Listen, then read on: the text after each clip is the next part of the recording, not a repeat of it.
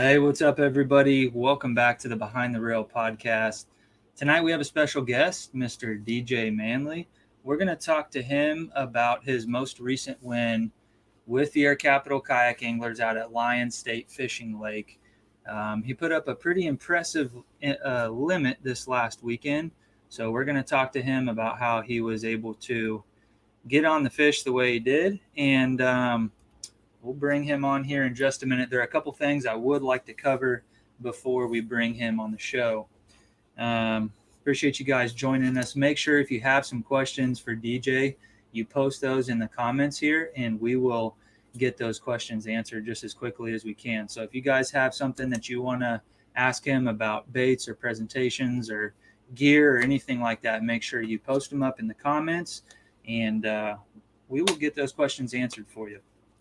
All right, so the first thing I do want to mention, we're doing a night tournament this weekend out at El Dorado, and we're going to be meeting at Shady Creek Marina at 7:30. Well, we're going to be fishing from 7:30 to 1:30 a.m., and so probably want to be there about 7 o'clock or so.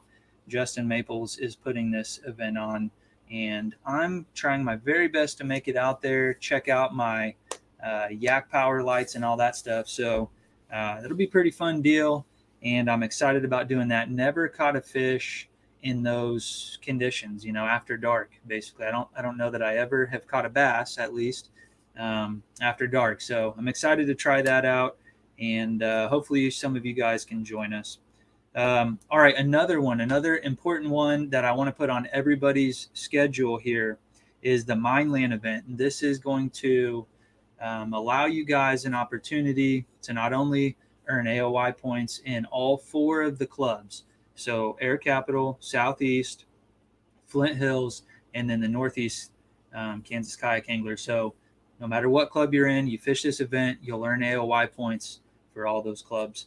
But another cool opportunity is for you to earn a chance to fish the state qualifier. Well, this is going to be a state qualifier, and if you do well in this event, then you'll get to fish the state championship for the Kansas Bass Nation Kayak Anglers Tournament Series, whatever we call it. I'm drawing a blank here. That's all right. And just be sure, guys, if you do want to fish that Kansas Bass Nation event, we're going to take new members into that club for probably another week or so. So if you guys are not currently part of the Kansas Bass Nation, give me a shout. Let me know. We'll get you fixed up. All right, another thing. We're going to do a giveaway as a part of the Behind the Reel channel. We're going to do a giveaway, and I never made it to open this box. This is the June subscription for the 6 Cents Super 6 Sack. So what I'm going to do is I'm going to do a giveaway. We're going to give this away to one person. One person will get this entire bag. So after we figure out who's going to win it, I'll open it, do an unboxing, ship it out. So stay tuned for that. And then we are still doing a 500 subscriber giveaway. We're at over 420 subscribers right now. So when we hit that 500 subscribers, we will give away some baits. And we've been adding baits to that giveaway sack for some time now. All right, so without further ado, we're going to bring on DJ Manley. We're going to talk about how he did out at Lyon State Fishing Lake just this past weekend. What's up, man? How you doing, John? So they're going to think that we did this on purpose, but we just happen to both love the Air Capital. That's all right. So James Francis is joining the show. He says, "What's up, Air Capital?" That's fitting. But we didn't plan this out, I promise. Nope. But, you are a Southeast Kansas guy, though, right? I am. Whereabouts do you reside? I live in Coffeyville. Okay. And so you fish with the Southeast guys quite a bit?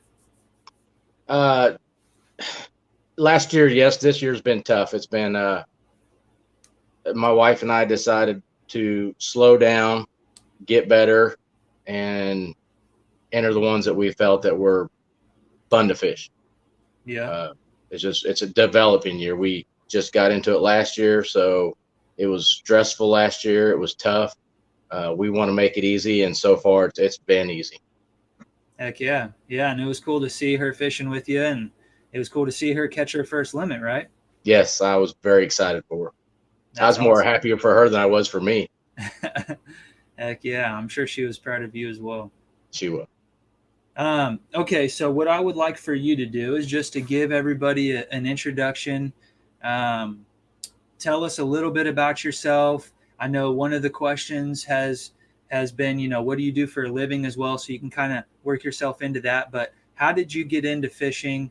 And then beyond that, how did you get into kayak fishing? Okay. Full name, DJ Manley. I go by DJ. I am code enforcement officer in the city of Coffeyville. It's a tough job. I'm probably the most hated guy in Coffeyville, even though I'm like to think I'm a great, nice guy. Kayak fishing and getting into it. Fished ever since I was a kid. Dad took me out all the time. As you know, you get older, teenager, start fishing with the buddies. Did mostly pond fishing, tons of river fishing. About 12 years ago, I was part of the Oklahoma Pro Mini Bass Association. We fished out of bass boats, but it was electric motors only on them. We had two 90s in back, and of course the front bow mount for our steering motor. We fished Great Lakes down there, Uchi, Spavinaw, Grand, Pumpback. It was a good time, but I wasn't good back then. It was just fun. Just did that year and quit, and took this new job in Coffeyville late fall of 19 and became friends with Ray Hines, who fishes out of Seca. He mentioned something about it, and my brother-in-law, Matt Walthall, who fishes both Seca, Air Cap, he had just got a couple kayaks, Sun Dolphins, a 10 and a 12. Ended up telling him about it last year, and he kind of looked into it, and we both decided to get into it. It was new. It was tough. When you're talking about fishing a pond and then going to, a lake in a small boat, it's a whole different world. I struggled bad last year, just learning how to fish lakes, just almost feel like you're sitting on the water. To give somebody an idea, this is what I fished out of all last year was a 10-foot Sun Dolphin sit-in. So yeah, it was tough. I did manage to take 6th in the AOY for Seca, which was quite nice, a nice accomplishment. Qualified for Truman. Didn't catch a fish, but it was fun. It was a great experience to go to Truman, to fish with the club, the guys. This year, we knew we enjoyed it. We knew we wanted to get into it more serious. So we went out, we got the right boats. We got Hobies. I got the 14 PA 360.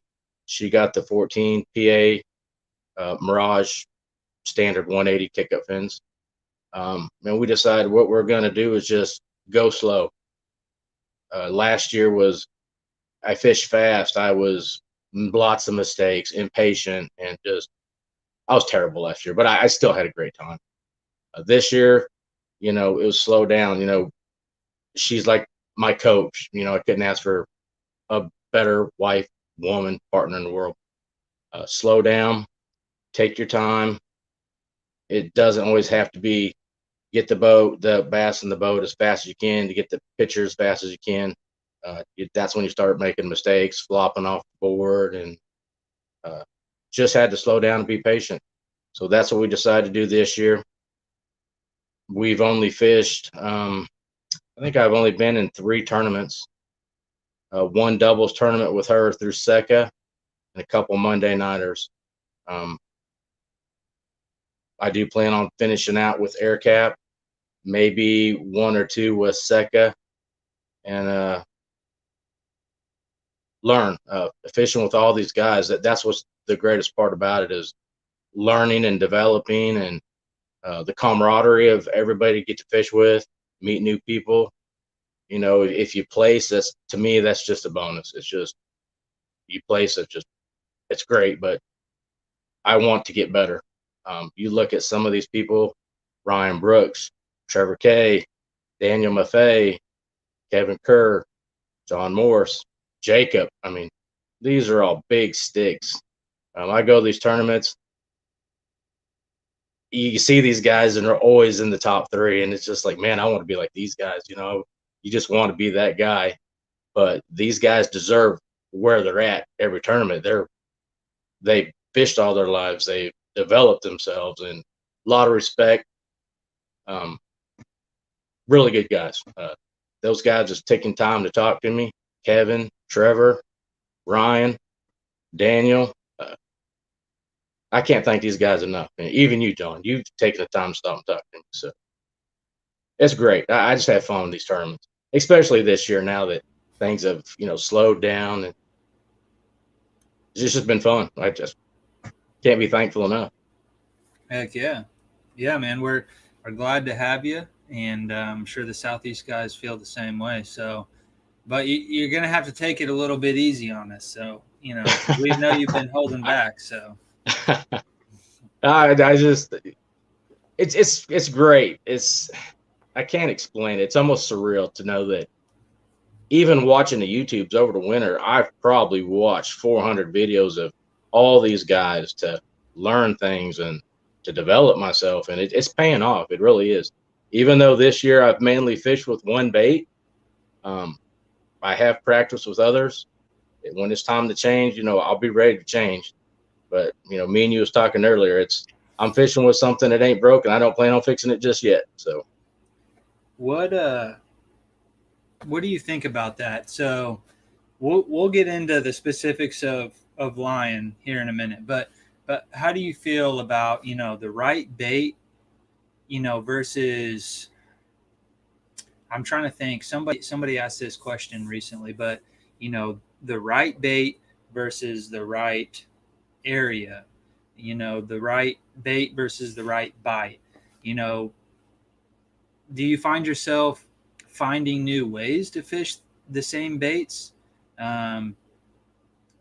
Like the more that you stick with that one bait, if you're on a bite long enough, you just have the confidence in that bait, and you might start out by dead sticking it, and then by the end of the day, maybe you're catching them swimming it, or something like that. What do you think? I agree with that. I do find myself, it's the same bait, but I will tweak it. If I feel like I need a faster fall rate on it, I'm going to add weight to it. I will play with the weights. I will sit there and I'll put weight on it. And instead of casting, if I've got some visibility in the water, I'll just hit the bail and let it fall and watch it and see how it reacts with the curly tail, the action, the speed of the fall rate. If I know I'm fishing shallow, real shallow, I want to pull it through weeds or grass or just shallow water. There ain't going to be no sink rate. I'm just going to fish it like top water. One bait, many ways. Texas only. So. Okay. Well, we'll get into that bait here in a second. Some of the guys probably are like, "What are we talking about here?" What's up, Casual Bass Guy? He's another stick man. He comes out there and he hammers them, and he'll go to a new lake, and man, he's done it a couple times. He did really good out at Big Hill, and he's done well out at Wilson, and that's another one right there. Some of these guys aren't showing up. Their names aren't showing up, but I'm kind of keeping Facebook pulled up here too a little bit. We got Marty Hughes in the crowd tonight. What's up, Marty? He's a kayak legend. He's been doing this for a long time. James Francis said, "What's up?" Chris says, "What's up?" He caught himself a big one. He came out with his fancy nails and caught himself a big fish. 3rd place.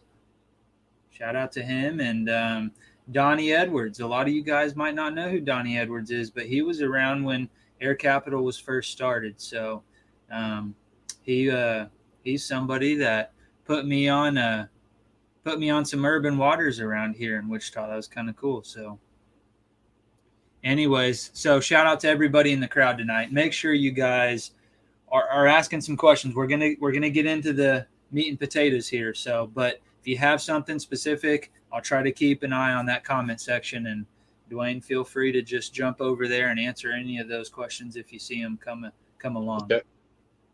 Okay. Okay, so we have, who is this? This is from somebody on Facebook. Okay. This is Donnie. Donnie says, what is your favorite celebratory meal after a win? That's a good one. Bananas. That's your favorite meal after you win? Before and after. So after you win, you're like, man, I don't want to go to Dairy Queen. I don't want to go get me some fried chicken. I'm going to eat some bananas. I want some bananas. Yep. I've even taken them on the boat before tournaments, and I think I freaked some people out. No, you can't do that. I do it.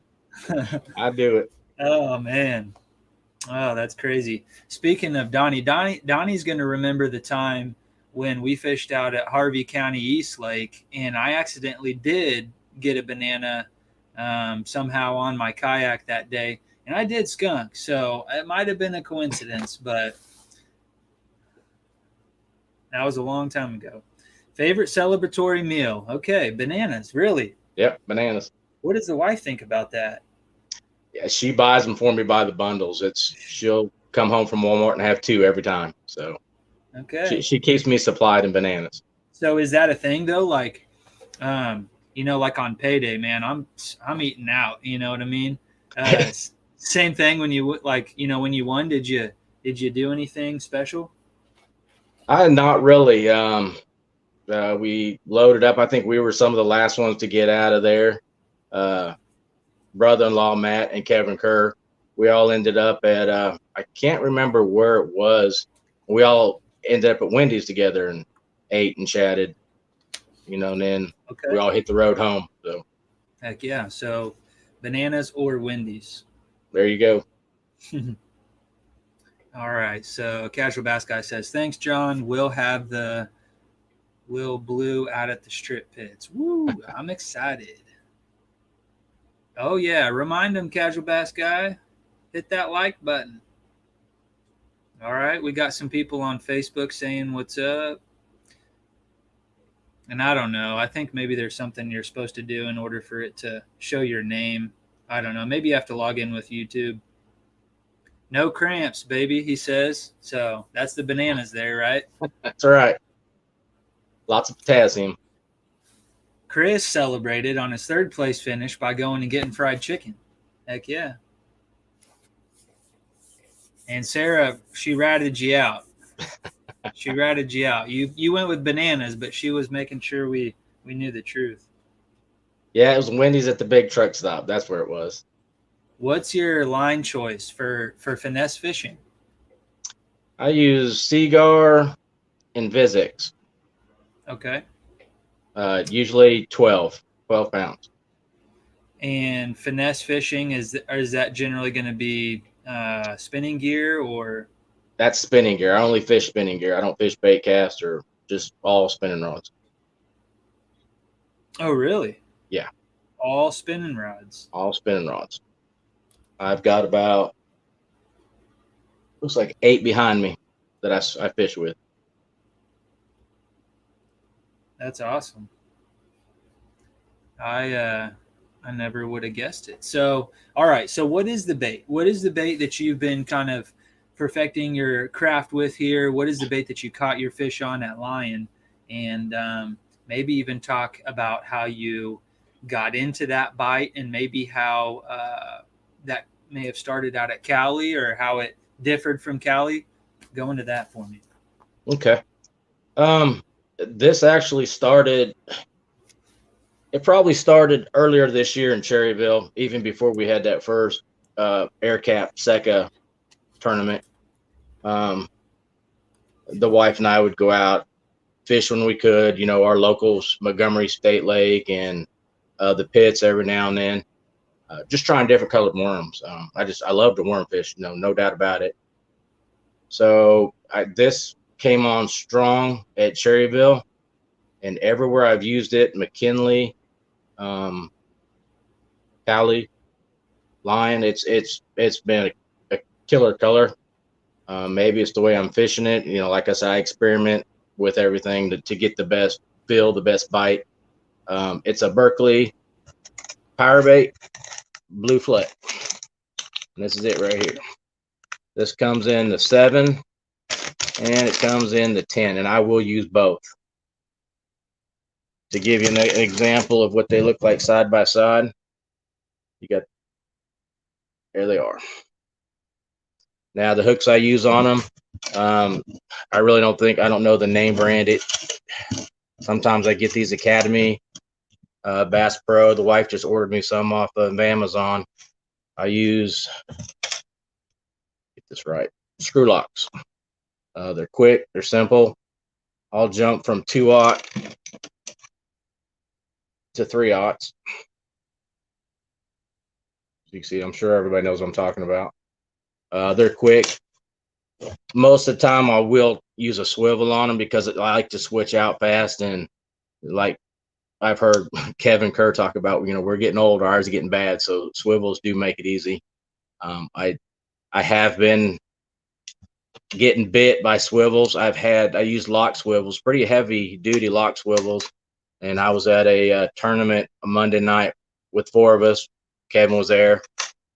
Hooked into a monster. Had him on. He rolled. I hate estimating how big fish are, but it was a monster. Lost him, and I got my line back. He had straightened that lock swivel, just bent it and just straightened it. We got done that night, and I was sick to death. Lost a couple nice fish that night, and was telling everybody, like, I'm never going to use a swivel again. But I do. I used them at Cali. I used them this weekend at Lyon, and I pay a lot better attention. Have used an even heavier swivel now, but check your gear after every fish. I will recommend that. What swivel? Sorry, did you show that on the screen, or I didn't? And how are you using it? Are you running like how long of a leader, or a swivel, a barrel swivel? Just the barrel one end and lock clamp on the other. Okay, just right at shuts, and it's got the little L over the clip. Just right at the hook. Yeah, just right at the hook. Yep. I'll just make sure that when I have this on here, that the screw lock is down, and it's always allows that worm to be free, because that swivel can get in the way. So you got to pay attention to that too. And are you? Did you mention what kind of weights you're using on those? Most of the time, I'm not using weights. If I do want to fish a little bit deeper water, I'll throw on a split shot, 1 32nd. I will try to find the bullet ones, the ones that they're split, but they're barrel looking types. Okay. You want to get it down fast, 10 to 15 water. Go a heavier weight. I don't use the free line weights. Don't use those at all. I make sure that they clamp down on the line, maybe 2 inches above the swivel. Okay. Most of the time, it's just let it free fall like you would a Senko whacking in. Chris mentioned sort of like a weightless Carolina rig. I guess, maybe if you were to put that further up the line, have you experimented with that? Maybe putting the weight further up the line? And I have. It's everything's a different reaction. What I found best is pretty much weightless. Throw it out there, let it sink. Preferably in about 2 to 3 feet of water, right off the outside of a weed bed or lily pads. Just throw it out there. The deeper the water, of course, the longer it's going to take to sink. The curly tail, though, is the key. I don't think it would work as good if it was just a Q tail. The ribbon tail is what I mean. The ribbon tail, I think, gives it more action, because when it's sinking straight down, instead of a curly tail, I don't think the curly tail is going to work as good as these ribbon tails do. It's a lot more action. Yeah. So, I have another color, June bug. June bug's been good too. Heck yeah.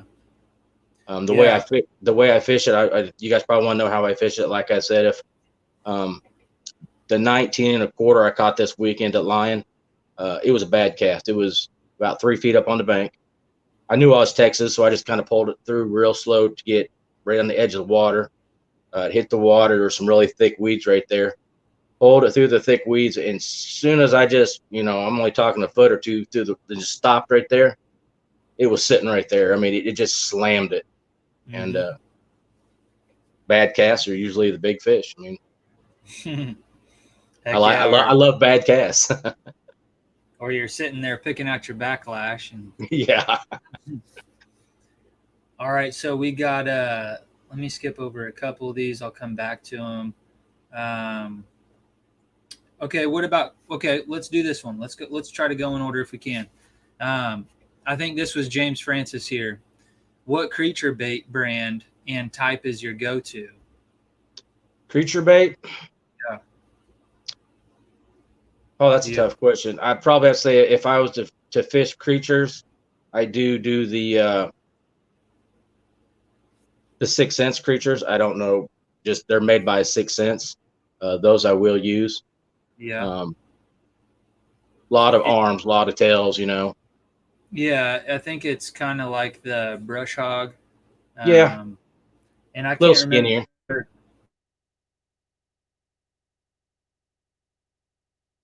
I think I lost you. Rod? You're still throwing those on a spinning rod? Yes. Yep. You kind of weightless, or I mean, are you kind of adapting the way you throw that bait? I just adapted to where I throw the worm. It just all depends on how I need it to fall fast. If I think the water's clear, 1 to 3 foot of visibility, I want it to fall slow, so I don't care about the weights. If I think the water's pretty stained, I want it to fall fast and get closer to the bottom so I can work it on the bottom. Because, if it's falling weightless, I'm usually going to get bit on the fall.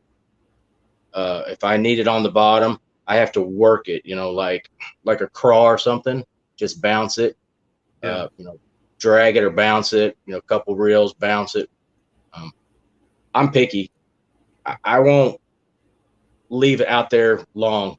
I know mentally where my strike zone is, where I'm almost positive where the strike zone is.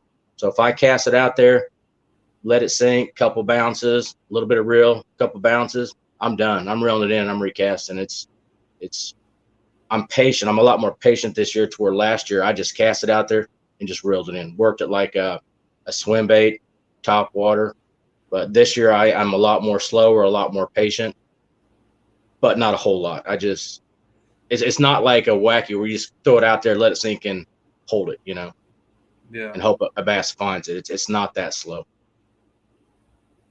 It's got to be worked, not fast, but not super slow. What about a Nico? Do you ever Nico? You ever throw one of those? I do. The Nikos. Oh no, the Nikos. No, I do not do the Nikos. It's funny you should bring that up though. The wife and I watched some videos on that last night, and that is something I want to get into. That and the Tokyo.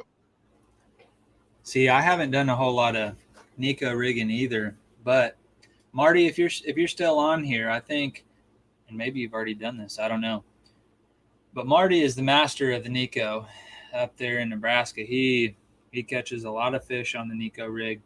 You ought to do a video on how to fish the Nico rig. I'm sure there's a lot of people out there that would love to watch that. Chris says, speaking of finesse, I'm rigging my rod for a chunk of finesse fishing tomorrow after missing so many bites. James mentions that Chris Longshore won last weekend at Red Willow up in Nebraska. I think James took second place up at that one as well. So there's some guys that are rocking all spinning rods just like you. I have thrown some chunks this year at Cherryville and done pretty good on them. I have caught some that 19 and a half on chunks.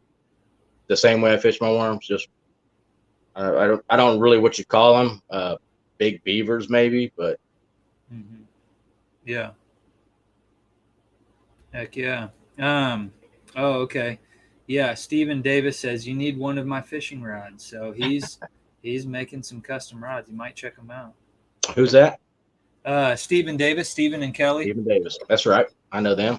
Yep, Davis Custom Rod. Shout out to those guys. They're sponsoring the club this year, and they will be giving away custom rod to Angler of the Year. So that's another reason for you guys that are doing well. still have a shot at AOY, keep showing up to these events, and we've got over $600 right now put together for Angler of the Year, and it might even be more than that. I'm not sure. Got a rod. We got, we'll have some cool stuff. They'll get an award, a trophy, all that good stuff. So make sure you guys. What do we have? 3 events left, I believe. We got the Mineland, we got El Dorado, and Eureka. That might be it.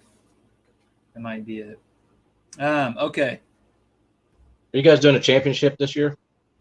No, we're not. I don't know. I never have done one, but something we might want to do in the future, but probably won't be doing one this year. There's so many events going on.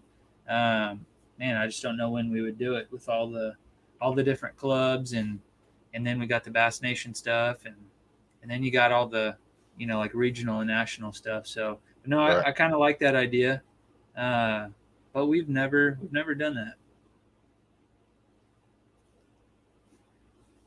Okay, so Donnie wants to know, what kind of kayak do you fish out of, and what's a must-have accessory that you got to have, that you wouldn't want to go without? I fish out of I think it's the Arctic Camo Hobie PA 14360. A must to have, even though it is pedal kick up turbo fins, is a paddle.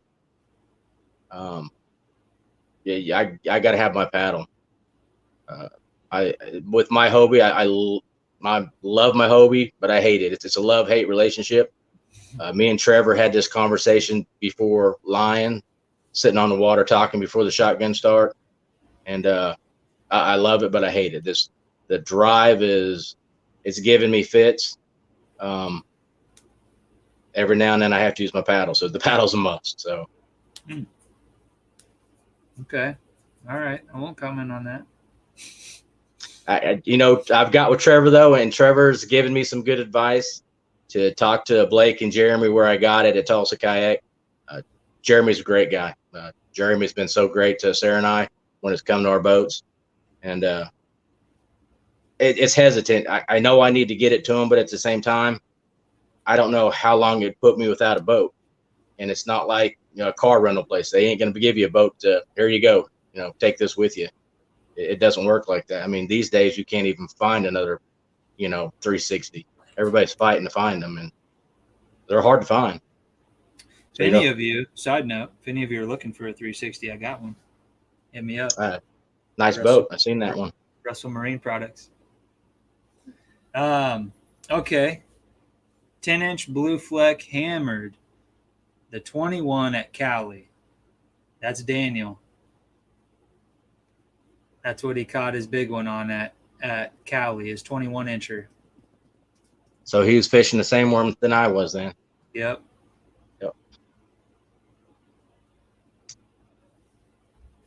Honey Hole Hunter says, "What's up? What's up, man?" What's up? Yeah.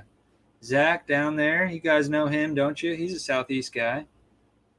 I think he whooped up on you guys on some crappie fishing earlier this year. I don't know if you went out for that one or not. I didn't. No. Okay, here's one here. Do you have a war cry when you land a good fish? What you yelling when you hit a good one? I don't have a war cry. I'm not one of those Ike and Nellies. It's just, I just enjoy the moment. I think I did a lot of screaming last year. That's because I lost fish, 15 or 20 off the board before I could get the picture. I did a lot of screaming, a lot of cussing, a lot of crying, a lot of whining last year. But I just not that type of person to scream, yell. I just get excited in my own way, Yeah. Don't want to jinx myself. I hear you. You're almost as nervous as you are excited. Exactly. Yeah, I'm the same way. I notice sometimes I don't really show any emotion at all. I'll catch a big fish, and after I get him on the board and take the picture, I can smile. Yeah, yeah, yeah. I did hear a lot of hooping and hollering at Lyon, though. Did you?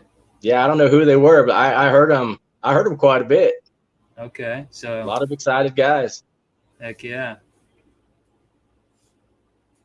Okay, wasn't Joel fishing it at Lions too? Talking about the worm, I guess. I'm not sure. Okay, so Marty jumps on here. He says it's on YouTube. All right, so shout out to Marty Hughes here under Kayak Jack. So if you guys want to learn how to fish a Neko rig, and maybe you can school us on the pronunciation of this as well, Marty. Is it Neko? Is it Neko? Does it really matter? Kayak Jack on YouTube. Go search it, Kayak Jack Neko rig, and do exactly what he says, and you'll catch fish. Something cool that Marty does every year is he has a goal to catch. Like this year, his goal is going to be to catch 2,021 fish for the year. That's a big goal. And he's met it. I think he met it last year. I know there's some years he's gotten really close, but it's kind of cool to see him post his progression throughout the year. Okay, so Donnie asked, who is leading AOI for 2021? And I did go look this up. So for those of you that are wondering the same thing, we've got in first place a Southeast Kansas guy. Some of you throw your guesses in the comments here. He's a Southeast guy. Who's it going to be? Who's your guess? Kevin Kerr. Okay, you're right. All right, so we got Kevin Kerr. Heavy hitter. Then, yeah, he is. Okay. We got another Southeast guy in second place. Who you calling on that one? That'd be Trevor K. Nope. Oh, man, I don't know. Daniel Maffei. Daniel Maffei. He's another heavy hitter. Uh-huh. And then we got an Air Capital guy. We got Ivan Diaz, Mr. Casual Bass Guy himself.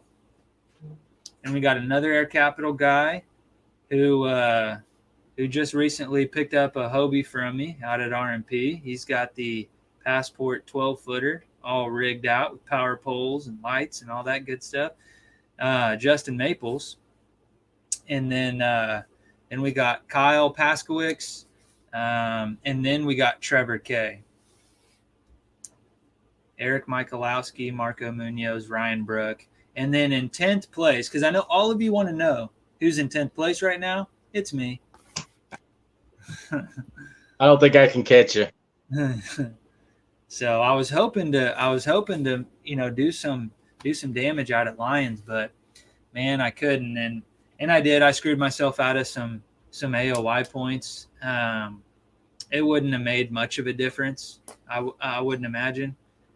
Because it looks like, I'm getting beat by a few points there. But anyways, so Nico, what helped me at Table Rock? So helped me win at Table Rock. So I'm not sure who that is. I'll have to go back and look here. But Marty says he's caught 1,300 fish so far. That's a lot of fish. Made it 4 times out of the last 6 years he's hit his goal. Pretty crazy. That's really crazy.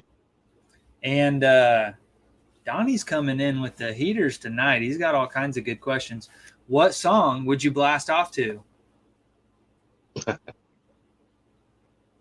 You have to let me come back to that one.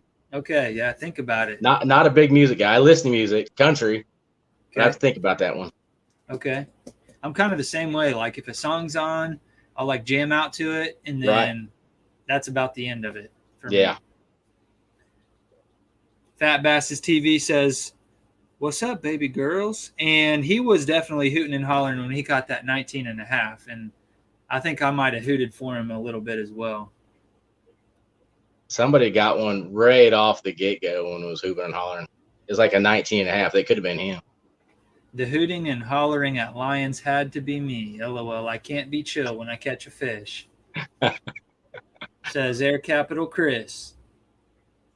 Somebody says they're in last. I'm not sure who this is. We'll have to look on Facebook and see who that is. Stephen Davis. That's okay. Stephen got whooped up on by his wife at Lions. He caught one fish, and I believe she caught 4. She did. Yeah. So she was pretty excited about that. So it was cool to see her do well. Yeah. Congrats, Kelly. Heck yeah. Okay, so let's talk about how you kind of how you fish that bait out at Lions a little bit.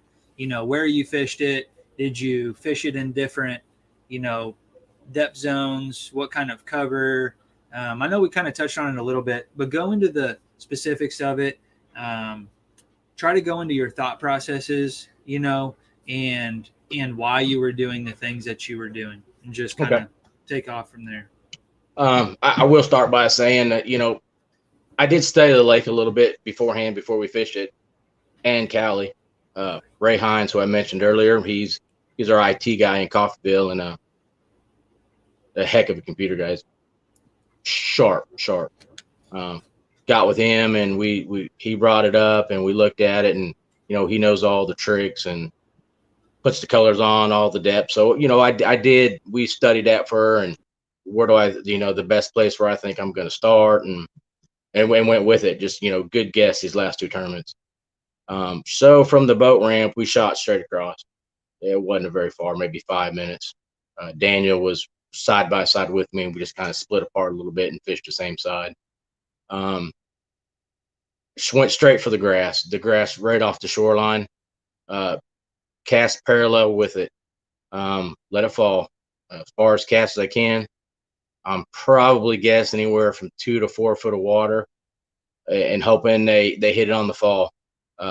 Very first cast, got one. 17 and a quarter, I believe, was my first one. Caught them pretty consistently. I think I only had a dry patch where I didn't catch one that maybe lasted 20, 25 minutes. Fishing it that way, I cast it, let it fall, let it hit the bottom. You're watching your line. You got to keep an eye on your line. If you don't feel the bite, you got to keep an eye on your line. Hits the bottom, let it sit just for a second or two, hop it, just hop it, tap it. Do that a couple times, maybe 1 reel, 2 reels, hop it again, nothing, get it in, recast. I mix that up with running it with the weeds. So instead of letting it fall, I'll cast out and top water just right next to the weeds. If I can get it through them, not the super thick stuff, but just, weave it in between them. There could be a bass laying right there. They'll hit it just like top water, whopper, plopper, buzz, spinnerbait, something like that. The other ways I fish it is let it sink a little bit, hop it in between top, bottom. Try to keep it where it's about a foot or wherever you can, but also off the bottom. Real hop, just hope they hit it then. That's my 3 techniques. Nothing really special about them. That's all I've been doing all year long, and it's paid off. I won't say it's skill.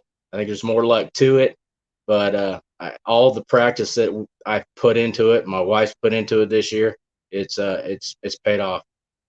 Patience. That's the main thing the main advice I can give everybody is to, slow down a little bit, be patient, let the bait work for you.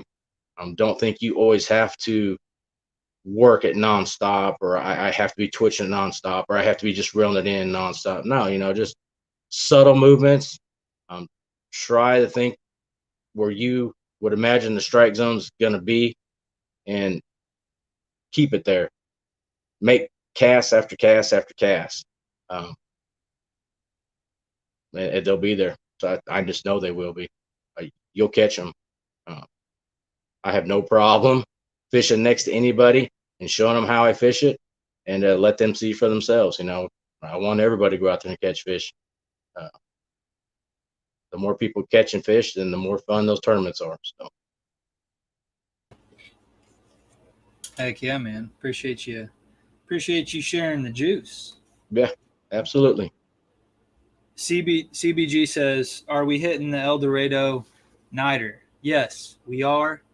Bring your friends. If you guys are in the area, or if you guys want to make the drive up or down, for you guys that might be the Flint Hills group or the Northeast group, El Dorado's, I know it's a little bit of a drive, but it's not, it's not too bad, especially if you want to go catch some nighttime smallmouth. Like, I've never done that before, and I'm ready to cross that one off my list.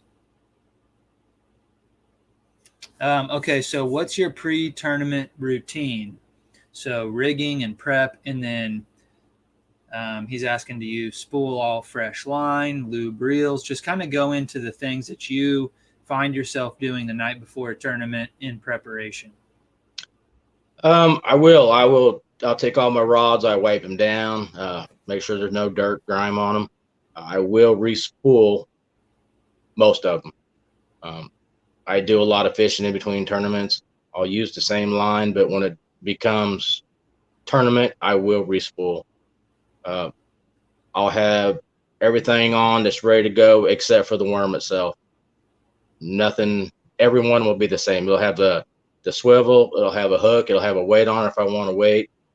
I probably take no more than 3 poles. That's all I need. Last year, I think I only carried 3. This year, there's been one tournament where I took 2. I think it's only been Cali and this last one at Lyon where I have fished with 3. And the interesting thing is Lyon won the whole tournament. Never fished any other pole than the one I started out with. That's pretty much my routine. I mean, it's simple. Check, double check, triple check. Heck yeah. One of the, like I said earlier, is one thing I have found out is after every fish, every snag, even the smallest snag where you have to pull on it, check everything, especially your line, from the first foot, from the hook on up, check that line. I use that InvizX fluorocarbon, and it's hard to nick, but I have felt it before and it's been a little burned or it's felt a little rough, and I'll immediately retie. And so you're strictly using fluorocarbon? You don't use braid on any of your reels? No braid at all. CBG says, I know you said spinning reel, but what reel and what rod? Almost all mine are combos, Lew's, the Mach 2s, the Crushes. I do have the one that I used all at Lyons. I bought it from Walmart. I think it's a Proficiency, $80 rod. David Dudley. And I had I think a $50 Fluger on it, 3,000. Nice. That's all it was. So. Heck yeah. I almost got one of those, but I didn't. But yeah, I mean, David Dudley's the man. That's a great pole. I've been really happy with it. Heck yeah. Yeah, he always brags on how good of a bargain it is. Jacob says he only catches dinks. How do you transport your kayaks around? We have just got last year. Like I said, last year was tough. Brother-in-law lent us his 2 kayaks that he had because he ended up buying a New Jackson. Thank you for everything you did for us last year, Matt, by the way. This year, like I said, I bought a trailer out of Joplin, Missouri, gave $250 for it. Had some guys here in Coffeyville. They go by the name of 4 Point Services. They do it everything. I dropped my trailer off to him, told him what I want. I got some new fenders for it. Of course, a new hitch, new jack stand, stuff like that. I told him I wanted it extended. It was, I think, and from tongue to tail, it was an 18-footer. They extended it to 22. I can't thank those guys enough. So it's a Shoreliner, a 78 trailer, 1978. They fabricated it, put it together. I sanded it. I painted it kind of a blue, fluorescent blue, not really fluorescent, blue flake, metallic blue, I guess. What we did is we made it interesting. We, of course, we put the I always forgot what it's called. The bar where you can slide your PVC on top of the U-channels. Really heavy duty U-channels on it. Put 4-inch PVCs, 2 for each kayak. And then we went with boat buckles that you'd see on bass boats. We put 1 on the back, 1 on the front for each kayak, which makes loading and unloading just quick. Easy transportation. We do use a strap across the middle, just a regular pull down strap. I will say this, be careful, you guys, when you're using those boat buckles. They can pull on those handles pretty tight. You don't want to over tighten them. Yeah. But we want to make it easy, and we've made it easy. It's made fishing so much funner this year. Heck yeah. Yeah, I need to get me a trailer going. I got some pretty sweet plans drawn up for a trailer and everything. I need to go through with it. That now that my wife has a kayak again, so she keeps reminding me she needs to go fishing with us. Your wife says most of your prep is spent on her rods. It probably is. She's doing really good. She's, like I said, we both started kayak fishing last year out of Seca, and we love fishing out of Air Cap. We both had fun. But I want things to be simple for her. I have no problem stopping in the middle of what I'm doing to help her have to retie bird's nest, a hook stuck in a fish's mouth down his throat because, he swallowed it. I want things to be simple for her, as simple as can be, because, she deserves it because, for one, she's my number one sponsor. So you got to take care of your sponsor. That's right. Shout out to the sponsors here. That's right. Mrs. Manley. Medium heavy or medium? Medium power. Okay. Yep. Every rod's medium power. I have to get a heavy because of that awesome bait I got off of you. It's a must now because it is going to go in the water. Man, I didn't realize you were going to be throwing that on a spinning rod. No, I can't throw it, but I will be throwing it on a spinning rod. But I got to get a heavy pull. Yeah. About a 7.6 is what I'm thinking. Yeah, that's funny. CBG says keep the simplicity alive. He's a pretty simple dude when it comes to baits and stuff like that. He's rocking some bait casters and stuff, but he does, man. He'll sit in one area for a long time and he'll pull every last fish out of there. I was with Kevin Kerr on a Monday night. We'd finished a tournament.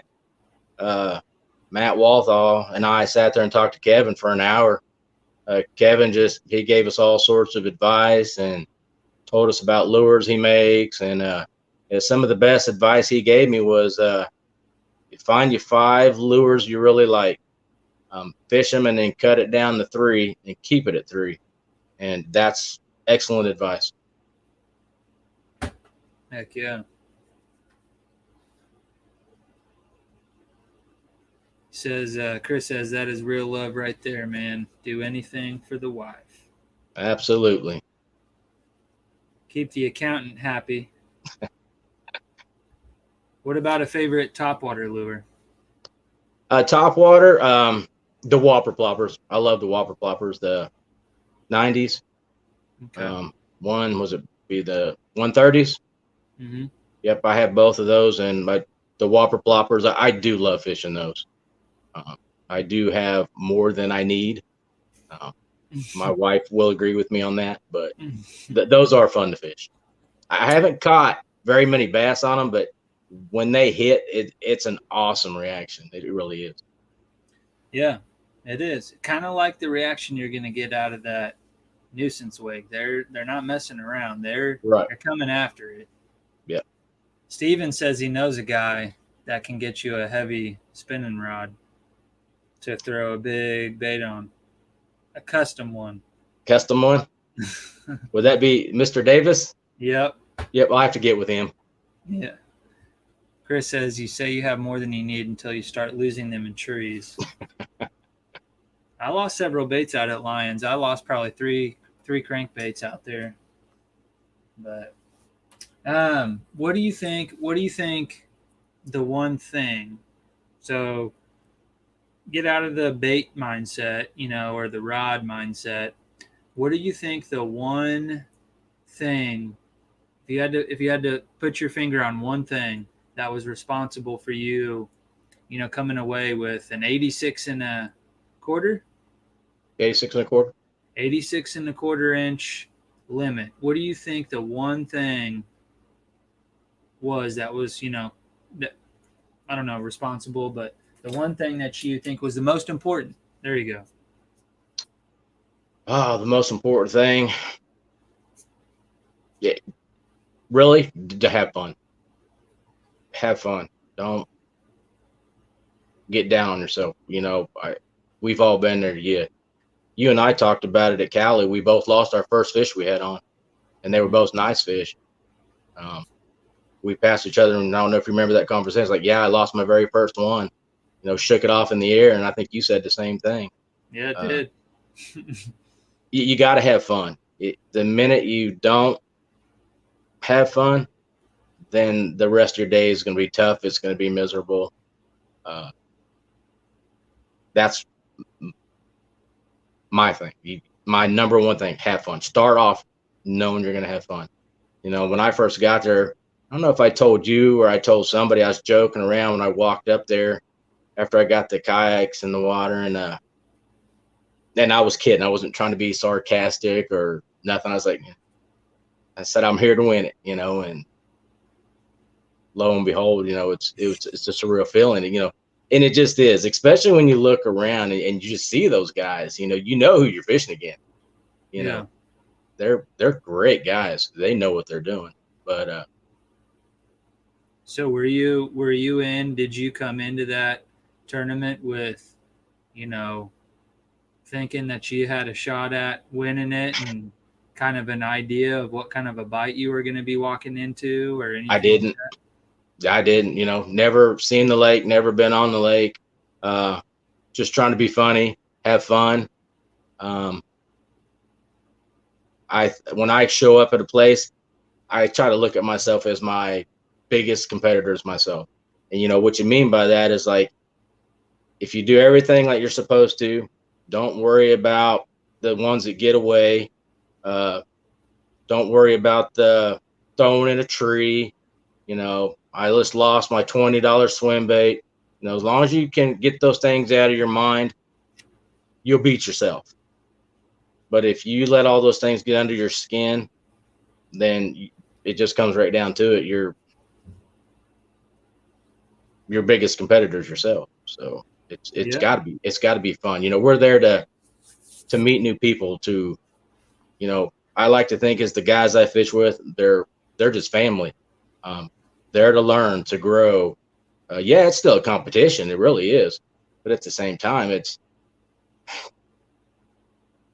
we're not fishing for $100,000. I mean, let's be honest about it. Man, last year that was my problem. I took it way too serious and I didn't have fun. This year, after experiencing the things I experienced and still having a great time, this year's even funner knowing that, hey, I get to do what I love with great people, and everything else that happens is just a bonus. You know what I mean? Yeah. Yeah, definitely. Yep. And I think that part of what keeps me fishing and part of what keeps me coming back is just the challenge that it presents. And this is something that we're never going to master. Never. And that's, if I felt like I had mastered bass fishing, I'd probably be done with it. Yeah, me too. Me too.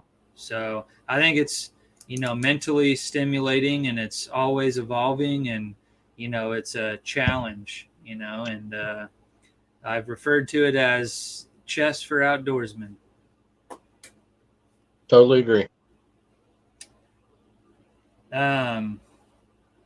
Steven says he lost a 6-cents crank ripping out of grass. He says 99% sure a pike blasted it. Apparently there's still a few pike in there. I don't think they're in there in any, great quantity, I don't believe. But supposedly my buddy had one on. Lost it, of course. But years ago, we used to go catch some pike out at Kingman. But apparently there's still some in Lyons. Donnie asks, what are your favorite conditions, your dream conditions? If you could map out a perfect day on the water, what would that look like as far as the conditions go? Perfect condition would be just slightly stained, probably a good 2 to 3 feet visibility. No more than 6-7 mile per hour wind. Partly cloudy, partly sunny. Not just cloudy, not just sunny. It comes and goes. I noticed that at Lyon, the clouds move in, they'd move out. It seemed like we could hear the thunder all day long around us, but we did have times the sun come out. What I found interesting is when we'd get a big heavy cloud, I'd catch fish. It was weird. If it was just the sun was out, it slowed down. It was really weird. Good, but weird. Sometimes I don't mind a little wind. The tournament that we did have at Cherryville that you guys fished with us, that weatherman was totally wrong. I mean, I'll never forget that day. We showed up that day. I thought it was supposed to be 75, and I thought 5 to 10 is what the weatherman was saying. And that day it ended up, I don't think it got above 55, and the wind blew, I think, 20. It was a little tough that day, but I think everybody caught good fish that day. That was the one Kevin won, and I think a lot of people caught 20s, 19s. There were some nice fish caught that day in not that great conditions. So, yeah, heck yeah. Yeah, it's weird. You guys were talking about the pike at Lyon. Yeah, when I was making casts, when I thought I found a pattern casting out in the middle. When I finally got to figure out how deep it was, I think somebody told me it was 3 to 5 foot deep. When I was thinking it was maybe 10 to 15, I'd let that worm sink, and I'd let it sit there longer than I normally would. I got some of the biggest poles I've ever had. That when I'd go to yank, there was nothing there. Yeah. And they were phenomenal poles, but I'd go to yank and it's just nothing, gone. Yeah. And that happened a good 5 or 6 different times, and it was weird. So I couldn't put my finger on it. Might have been. Okay. Bass fishing heroes. You got a bass fishing hero? Randy Blockett. Really? He's probably my bass fishing hero. Always has been, or what? Always has been. Yep. Always watched a lot of his stuff.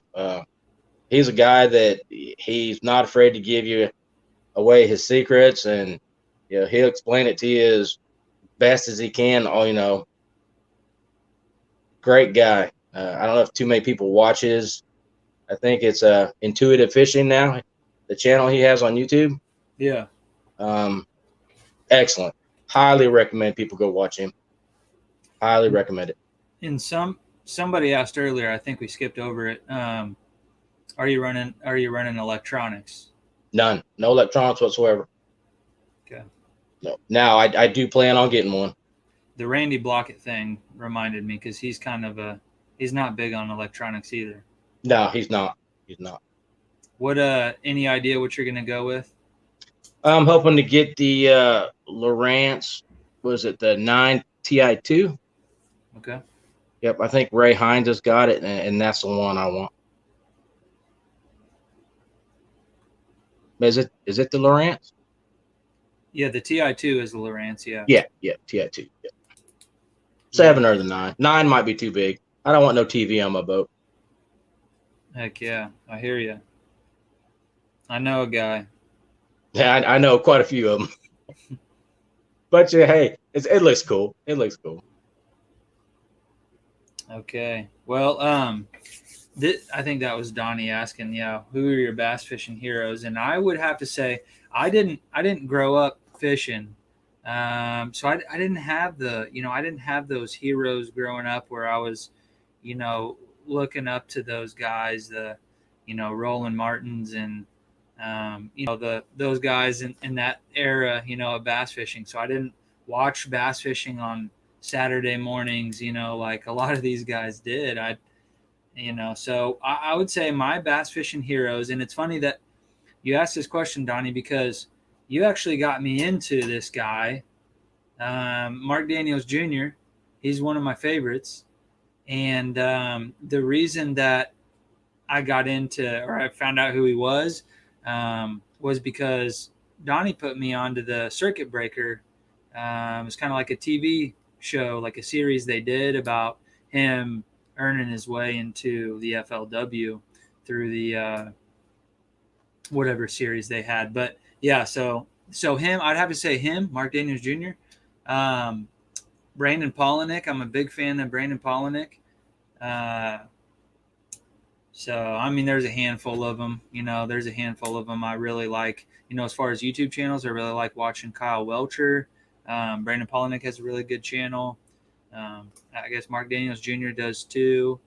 But yeah, lots of good stuff on YouTube there. But yeah, I guess that's what I'm gonna go with. So. But anyways, well, is there anything that maybe you want to mention to people that we didn't touch on yet? I mean, we don't have to stop now. James Francis says, and I don't know if you've been paying attention or not, Dwayne, but DJ, but what's your favorite iCast item so far? Have you been tuning into any of that stuff? I just saw one today, and I just seen the new Ike Hobie. Yeah. And that thing is slick. Have you seen that one? I may or may not have seen it 6 months ago, but 6 months ago. I might know a guy who sells Hobies for a living. So yeah, so I love it. I love the red, the RMP red. I need to get me one for sure.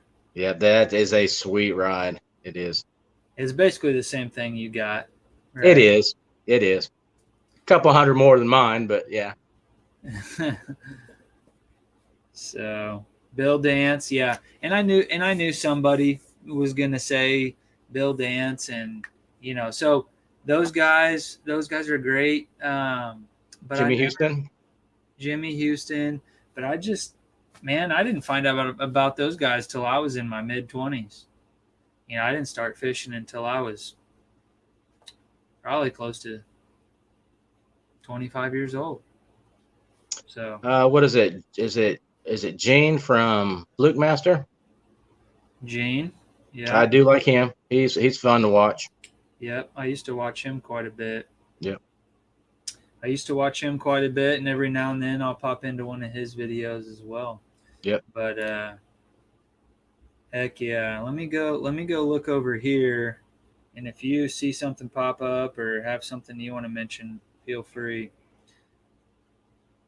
What do you find? So like these last couple tournaments you've been focusing on, or I don't know if it's just been a intentional or not, but grass, right? But normally, and maybe that's kind of your go-to cover, but what is that cover or structure that you like to target, that you're comfortable with when you see it, you're gonna cast in it or around it? Obviously the grass, and rocks, big rocks. If I can find the big rocks with the grass, that's automatic. It seems like I catch my biggest ones where you'll find big rocks and grass together. That's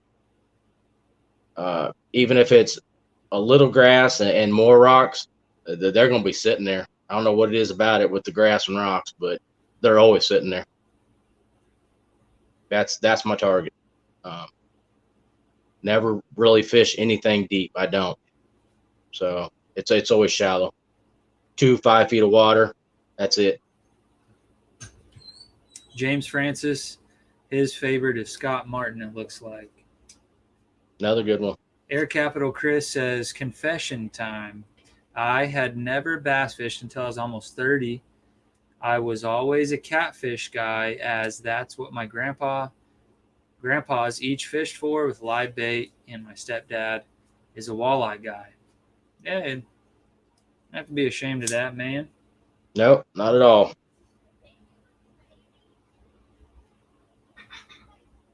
Let's see here. I had a couple more things I want to touch on here. What is one thing that you would like to know about maybe your favorite angler or your biggest competition? So if you were hosting this show and you had somebody on, if you had Randy Blockett on the show, and you could only ask him one question. I know I'm putting the pressure on you, but what would it be? It'd probably be, what's your absolute go-to? The bait, the color, that'd be it. What do you use 90% of the time? That would be my main question. Okay, so you said, sorry, you kind of broke up a little bit. You said his main go-to bait? Yeah, favorite bait, with the color. That would be the main question. I'm the type of person that I don't think you have to have a special rod. You have to have a special reel. I believe what you're using accounts for most of it. Do you hear me? Yeah, you're kind of cutting out a little bit, but yeah, I kind of got the gist of it. Especially, yeah. You don't have to have a special rod, don't have to have a special reel. You're more wondering about the baits. Yeah. I would say that I think baits are important, right? But I think you can catch the same fish with different baits. I think the same fish that you might catch on your ribbon tail worm, I might catch on a paddle tail swim bait or a creature bait, right? I feel that maybe baits aren't as important. And that was kind of the whole thought process behind this podcast too, is because, I want to find out what makes people tick, more than anything, because I think what's going on behind, in here is more of, because I don't believe there's a whole lot of luck involved in this thing, right? There's luck, right? There's a little. We'll luck into fish, but I think, the people that are consistently catching fish, it's not luck. It's skill. It's, building off the information that you have, and you just keep building off of it. I agree with that. I do. I still miss Milo's biscuits and gravy before a tournament. Milo was awesome. He's talking about Jeremy Sutcliffe, and he moved down to Texas, down to the Corpus Christi area, and so that must be Donnie, I bet. James says, agree, baits are tools in my opinion. Certain times, certain tools are better. Yep. For sure. Yep. Agreed. So there's a lot of variables in this thing. There is. What makes you do what you do? You don't mind me asking. What makes you keep going? What's your driving force about fishing? Why do I keep fishing? I mean, I think it's because I always I'm a pretty like I always feel like I'm on the cusp of something, right? Like I'm learning, I go out, I gather this information, and I'm catching fish the way that I like to catch fish.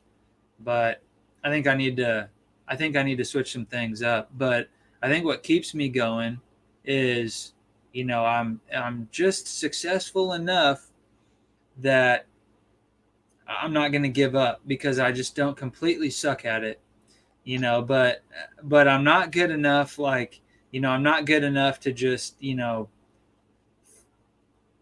win AOI or something. Right. I mean, so, I always feel like I'm putting this stuff together as time goes on. I've been doing this for 6 years. I started this club and as you can see in 2015. And so that's pretty much the extent of my kayak fishing career and pretty much the start of my bass fishing, career. That's pretty much when I started bass fishing. So I'm still fairly green um, compared to a lot of guys. But yeah, I think that I haven't mastered it. That's one thing that keeps me going. And I do well enough to lead me to believe that maybe I'm improving. But Well put. Well put. the challenge keeps me um, coming back, and uh, but yeah, so Yep. that's what I enjoy about it.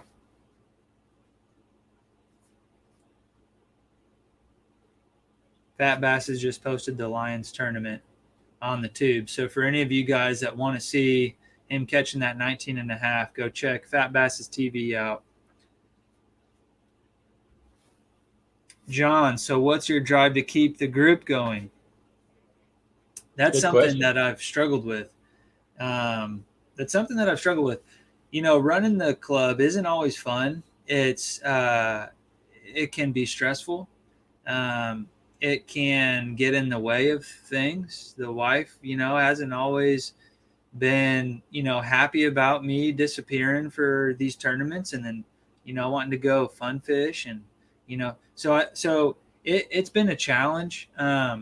I kind of lost a little bit of a spark, maybe the last couple years or so. So I was kind of happy that Jacob came along and, I don't know, just seeing him do his thing and start up the club made me want to get, more involved in it. I think I was just going through the motions, for the couple years prior, just going through the motions, kind of felt obligated, because I knew that if I were to just call it quits, then there just would be no club. Um, there have been people that come along and help out a little bit, but nobody's wanting to undertake the responsibilities that come along with running the club. So yeah, I think that there have been times where I've thought about not running the club anymore, that maybe trying to find somebody else to run it, or walking away from it, because I think for a while there it took some of the fun out of it. So I'm trying to just have fun with it. I think more than ever I'm trying to push myself, be a little bit more competitive, um, and maybe I'm not focusing on some of the things I used to focus on as much, but for me, that's what's keeping the drive alive. I used to be a little bit more focused on giving away cool prizes and having the tent set up at the end of the day and having the table out and that was and having somebody there to take pictures, and I'm just winging it now, like that stuff. It's cool, but I think a lot of you guys don't really, that's not what it's about. So if I can send a couple people away with some prizes and we can have fun and yeah. So I don't know. That was kind of a long answer, but there you go. Wearing my heart on my sleeve for you guys. One thing it's been great about this year is where I thought there was so much pressure on me last year that I had to fish every single tournament to make sure I was in the top 10, versus this year, it's none of that's important. It's just about developing, getting better, learning more, and also realizing fishing's always going to be there. It ain't going nowhere. Don't forget to do other things in life, your family, responsibilities in life. You know, you don't always have to be fishing. I love to fish, but I just I don't want it to be a job. I just don't. So it's kind of nice just to be able to, to be a part of Air Cap, to be a part of SECA, and just take it at my own pace. You just got to enjoy it, but don't let it run your life, because then you don't want to fish anymore. It's like anything. Yeah. Yep. Might, burn yourself out. Yeah, you burn yourself out. You will. Rodless Reel here says, what kayak company? I think probably talking about Hobie's. That's what DJ's running. That's what I'm running. And that's what RMP sells is Hobie kayak. So yeah, pretty much every kayak conversation tonight has been around Hobie's. So, all right. Shout out to Hobie, a great boat. Shout out to Hobie. Yeah, no, I love them. I used to give the Hobie guys crap because I couldn't afford one. So now that I have a Hobie, a nice Hobie. You got a nice setup too, John. I got a nice one. I did. I'm a lucky dude. Fishing has kind of taken over my life, and somehow I get to work in the fishing industry every day. It's pretty crazy that I ended up where I did, but yeah, man. Yeah, I want a job there. All because of starting the Air Capital Kayak Anglers. If it wasn't for me starting the club, I probably wouldn't be where I'm at today. I've gotten 2 jobs because of the club. First job was completely unrelated to